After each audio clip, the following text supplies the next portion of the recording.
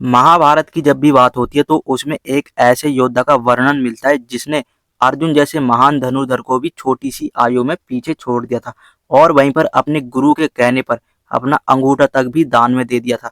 जी हाँ, हम बात कर रहे हैं एकलव्य की। वहीं पर आज के समय में कुछ लोगों का मानना है कि जो एकलव्य है, गुरु द्रोणाचार्य ने उनके साथ में अन्याय करा था और जो कि गुरु द्रोणाचार्य है उन्होंने उसकी जाति देखकर ही उसको धनुर्विद्या के लिए मना कर दिया था और उसका अंगूठा तक भी दान में ले लिया था। और अगर आपको भी ऐसा लगता है कि जो गुरु द्रोणाचार्य है उन्होंने एकलव्य को उसकी जाति देखकर ही उसको शिक्षा नहीं दी थी, तो बने रहिए इस वीडियो के अंत तक। आज हम बात करेंगे एकलव्य के बारे में कि गुरु द्रोणाचार्य ने उनको शिक्षा क्यों नहीं दी और दान में उनसे उनका अंगूठा क्यों मांग लिया था। तो सबसे पहले हम शुरुआत करते हैं एकलव्य के जीवन परिचय के बारे में कि एकलव्य कौन था। दरअसल कहा जाता है कि जो एकलव्य है उनके पिता का नाम था निषाद राज हिरण्यधनु और वहीं पर जो कि निषाद राज हिरण्यधनु थे वो श्रृंगबेरपुर में वहां के राजा थे। तो इस तरीके से देखा जाए तो जो एकलव्य था वो एक राजा का पुत्र था। और अब हम बात करते हैं निषाद की। कहा जाता है कि जो निषाद जनजाति होती थी उस समय में उन्हें वर्ण व्यवस्था में नहीं रखा जाता था, क्योंकि जो ये निषाद जनजाति होती थी ये पहाड़ी या फिर जंगली इलाकों या फिर नदियों के क्षेत्र के आसपास रहना पसंद करते थे। और वहीं पर जो कि निषाद होते थे इनके बारे में ये भी कहा जाता है कि ये मत्स्य पालन, शिकार और जो कि नाव होती है इनको चलाते थे। तो ये था एकलव्य का जीवन परिचय।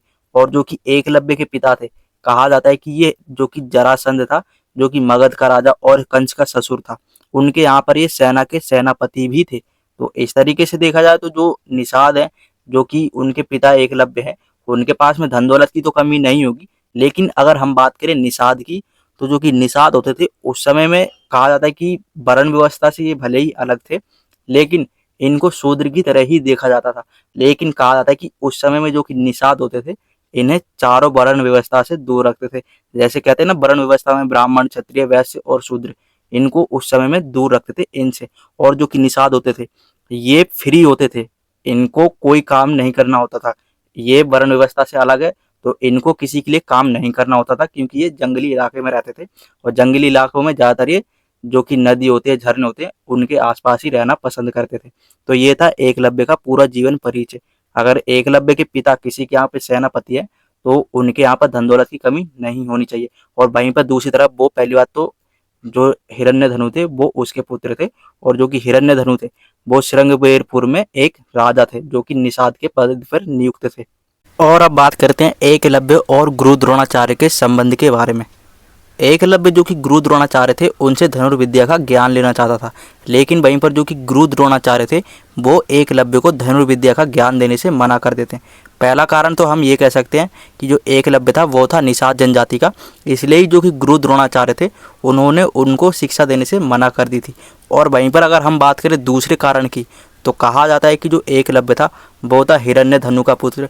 और जो कि हिरण्यधनु थे वो किसके लिए काम करते थे? मगध के राजा जरासंध के लिए। और वहीं पर जो कि मगध का राजा था, कहा जाता है कि वो हस्तिनापुर से वैर रखता था। इसके चलते जो कि गुरु द्रोणाचार्य थे उनको ये लगता था कि अगर जो कि एकलव्य उसने धनुर्विद्या का ज्ञान ले लिया तो आगे चल के शायद ये जो कि हस्तिनापुर है उसके खिलाफ हो सकता है। वहीं पर जो कि गुरु द्रोणाचार्य थे उन्होंने जो कि एकलव्य थे उनको शिक्षा देने से मना कर दिया था इन्हीं कारण के चलते। और वहीं पर जो कि लोग हैं वो सोचते हैं कि जो एकलव्य है उसको शूद्र कहकर जो कि गुरु द्रोणाचार्य थे उन्होंने शिक्षा देने से मना कर दिया था।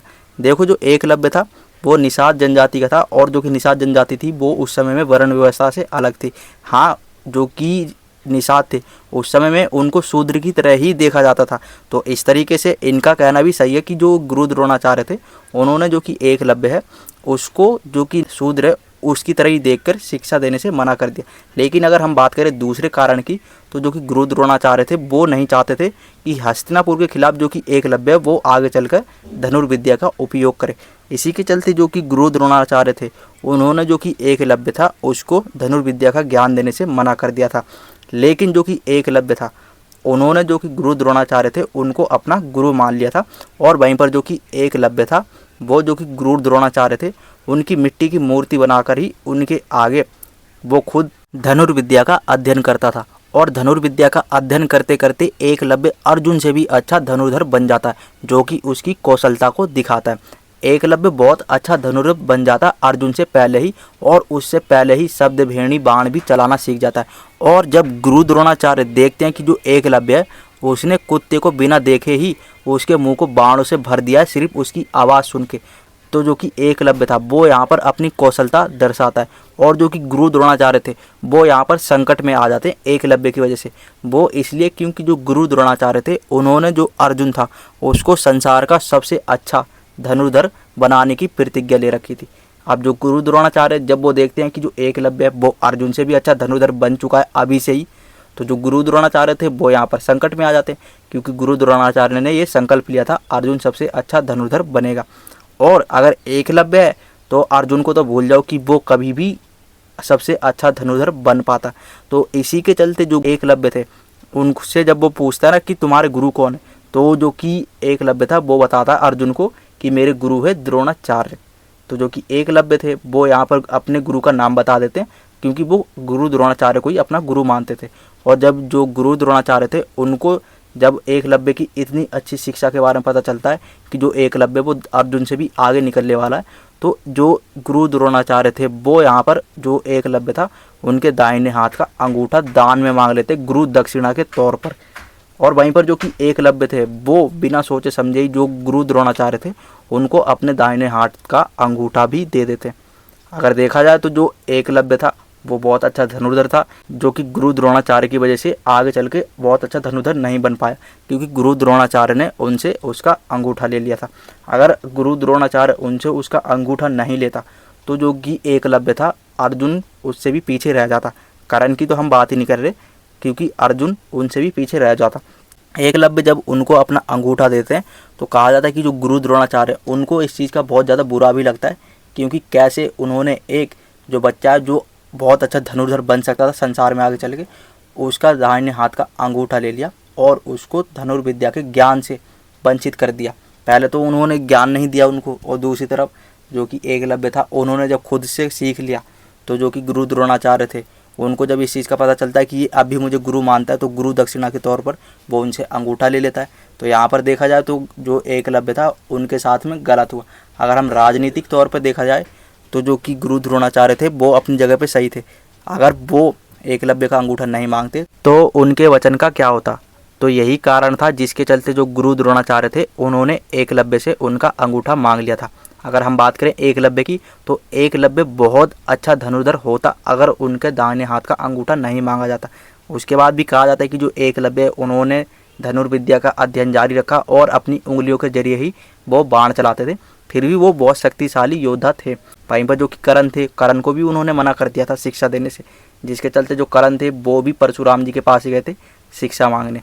तो ये थे कारण जो कि गुरु द्रोणाचार्य ने एकलव्य को शिक्षा नहीं दी थी। और रही बात एकलव्य की शूद्र की, तो वो शूद्र नहीं था, उसको शूद्र की तरह देखा जाता था उस समय में, क्योंकि जो निषाद जनजाति होती थी वो उस समय में पहाड़ों और जंगली इलाकों में रहती थी। ज़्यादातर वो नदियों के क्षेत्र के आसपास रहते थे जहाँ पानी होता था। और अगर हम बात करें जातिवाद की तो देखा जाए तो जो रामायण में जो कि निषाद राज जो कि गू थे वो भगवान श्री राम के बहुत अच्छे मित्र थे। यहाँ पर जो कि भगवान थे उन्होंने जो कि निषाद राज थे उनके साथ में जातिवाद नहीं करा। और वहीं पर अगर हम बात करें महाभारत की तो जो जरासंध था वो भी एक राजा था, एक क्षत्रिय था, जिन्होंने जो कि निषाद राज जो हिरण्यधनु थे उनको अपनी सेना का सेनापति बनाया था। तो यहाँ पर भी देखा जाए तो उन्होंने जातिवाद नहीं करा था। तो जातिवाद देखा जाए तो वो जन्म से नहीं थी, वो थी कर्म के आधार पर। बाद में जो कि वर्ण व्यवस्था है उसका जो कि कुछ लोग थे उन्होंने गलत तरीके से उपयोग करा और जातिवाद के नाम पर लोगों को बांट दिया। तो इससे दूर रहें और कर्म के आधार पर ही व्यक्ति को देखना शुरू करें।